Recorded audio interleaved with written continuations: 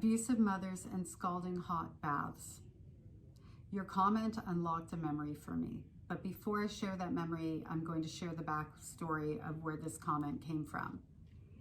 I was 9-ish years old. We were living in Miami Beach and I cleaned my mother's room.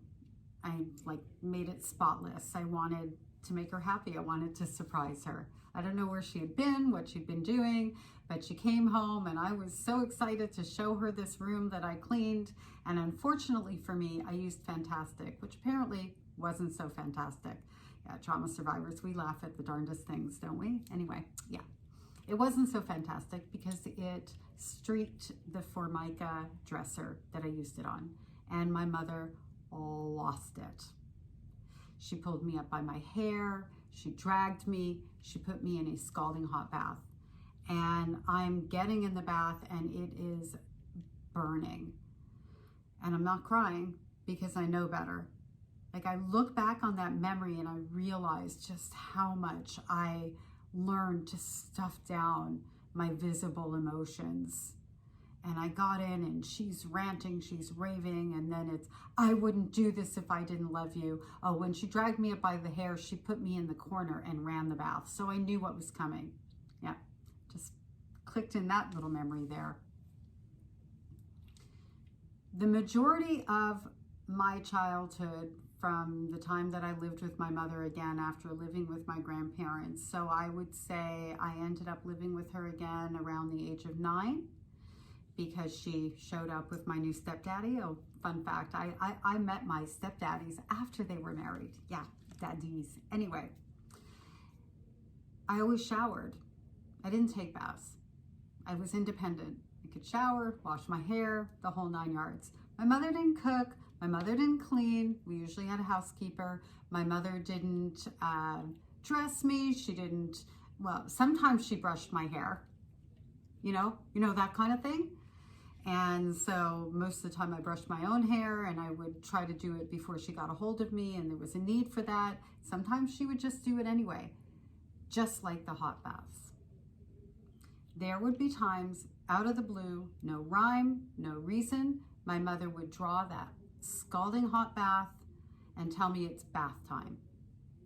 And if I got in too slow, the fireworks, she looked like a rabid dog when she would go into this terror mode would come. So I would have to navigate how to get in that bath and kind of be watching over to see if she was in the vicinity of the bathroom, how far away she was, measuring all of that. And most of the time I could feel her coming and I knew if I didn't jump right in there, there was going to be an extra layer of hell and then even more hot water placed into the bath. Again, out of the blue, no rhyme, no reason. But I knew if I heard the water running, I knew what was coming. This is what I talk about. This is what I refer to when I say that when you go through narcissistic abuse as a child, how you're monitoring everything that your abuser is doing because you know something is coming. So there's never a moment where you can just be. The abuse is constant and it uses really ordinary things that everybody does. Everybody takes a bath, right? Bubble baths, Mr. Bubble, the whole thing. Yep. Takes very ordinary things and uses them as abuse. So if you're talking about, oh, taking a bath or whatever, it's been normalized. So you're not telling your friend like, oh, but my mother runs it really hot. You're just like, yeah, I just had a bath kind of thing. Not that I was really talking about taking a bath, but I am hoping you get the point. It doesn't leave us with a lot of things that we can tell.